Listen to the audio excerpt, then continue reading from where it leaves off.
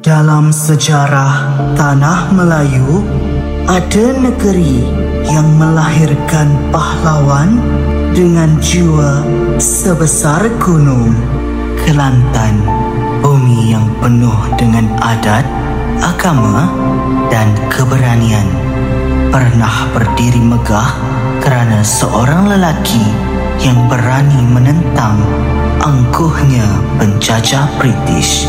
Dialah namanya yang berbisik dari rumah-rumah kampung hingga ke balai istana. Seorang yang maruahnya tidak pernah dijual walau dengan darah sekalipun. Namanya Haji Hassan bin Panglima Mat Munas, tetapi rakyat menyanjungnya sebagai Tok Janggut.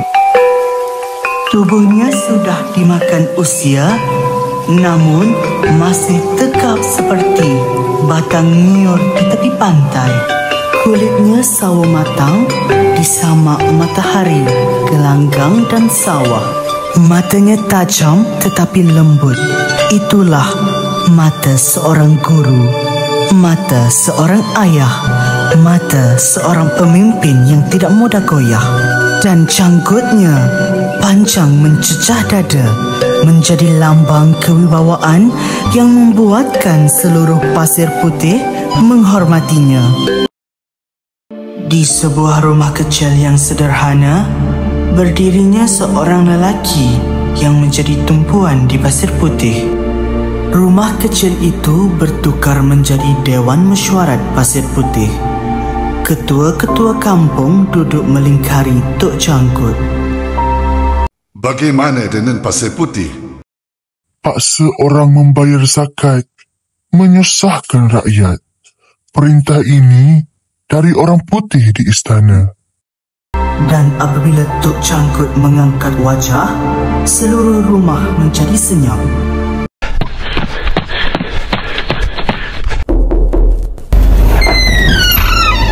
Tok, Sultan menyerang kita.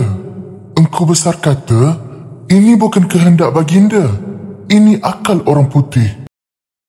Adakah angkatan Engkau Besar akan menyerang kita dahulu? Kecoh itu terhenti apabila Tok Janggut mengangkat tangan. Munafik. Satu perkataan cukup untuk meredakan gelora. Sebenarnya Sultan bukan bersalah, tetapi orang putih yang bermarajalela di istana baginda.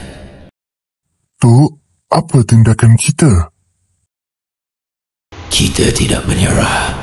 Jika mereka datang menyerang, kita pertahankan tanah kita. Begitulah suara yang menegakkan maruah Pasir Putih. Pada malam yang sunyi itu, Tok Janggut melutut ke tanah. Dengan lidi pendek, beliau melakar bentuk Pasir Putih. Awang Teling ikut serta dalam angkatan besar. Mat Saman pimpin barisan kiri. Haji Sanik dan Mat Saman menjaga Pasir Putih. Strateginya ringkas tetapi penuh makna. Malam demi malam, latihan digiatkan. Walaupun usia semakin lanjut, gerak Tok Janggut masih tegap. Jika kita tidak mempertahankan tanah ini, siapa lagi? Rakyat sudah tidak senang dengan pemerintahan sekarang. Kami bersama Tok sampai mati. Kata-kata itu membara dalam jiwa seluruh penduduk kampung.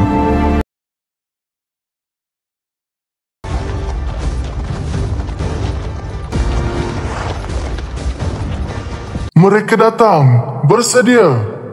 Kita lawan habis-habisan.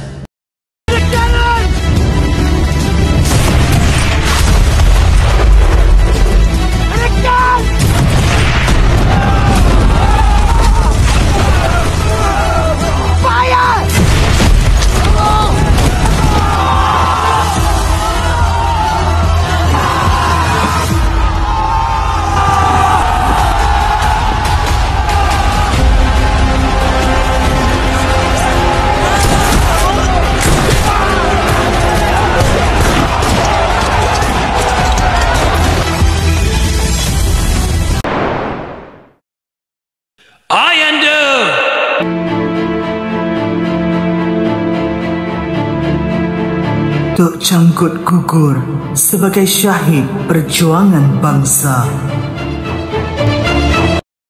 Pemimpin mereka pergi, namun semangatnya hidup dalam setiap nadi Pasir Putih.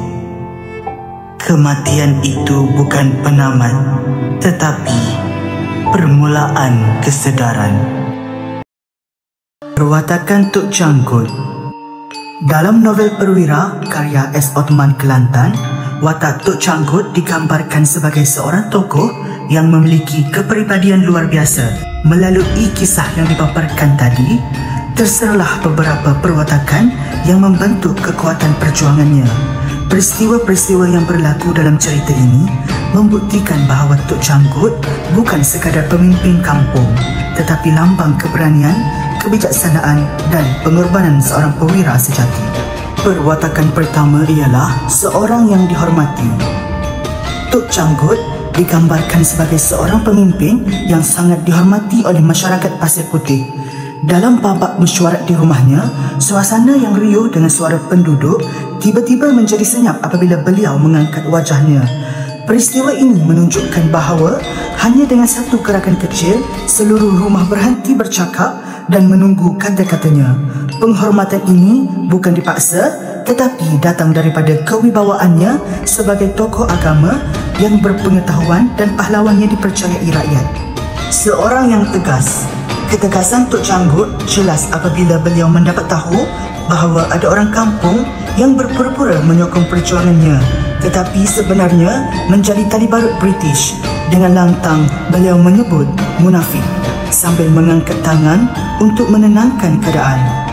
Kelantangan dan keberaniannya menegur pengkhianatan di hadapan orang ramai menunjukkan bahawa beliau tidak pernah berkompromi dengan pengkhianat dan tidak takut menyatakan kebenaran. Seorang yang bijak merancang strategi. Kepintaran Tok Canggut merancang strategi terserlah ketika beliau menyusun barisan pertahanan rakyat Pasir Putih. Dalam mesyuarat, beliau membahagikan tugas, iaitu Mat Saman menguruskan barisan kiri, Haji Senik mengawal Pasir Putih, manakala kumpulan lain mengawal pada laluan masuk. Arahan yang jelas dan teratur ini menunjukkan beliau bukan sahaja berani, tetapi seorang panglima yang memahami taktik perang. Seorang yang patriotik. Semangat patriotik Tok Canggut memuncak menjelang peperangan. Ketika mendengar berita tentera British semakin mara, beliau mengingatkan rakyat, jika kita tidak mempertahankan tanah ini, siapa lagi? Kata-kata itu meniupkan keberanian kepada orang kampung sehingga mereka sanggup bangun berlatih pada waktu malam dan menyediakan senjata seadanya. Di medan perang, Tok Canggut berada di barisan hadapan memimpin sendiri serangan rakyat Pasir Putih ketika menentang askar sepoi British. Keberaniannya itu menggambarkan cintanya yang mendalam terhadap tanah air. Seorang yang sanggup berkorban. Pengorbanan Tok Canggut mencapai kemuncak apabila beliau akhirnya gugur dalam peperangan tersebut. Walaupun sedar tenteranya kekurangan senjata dan ramai yang telah jatuh, dia tetap tidak berundur. Tok Canggut terus memimpin sehingga saat-saat terakhir hidupnya. Pengorbanannya bukan sahaja mempertahankan tanah Pasir Putih, tetapi juga mempertahankan maruah bangsanya agar tidak dicengkam penjajah.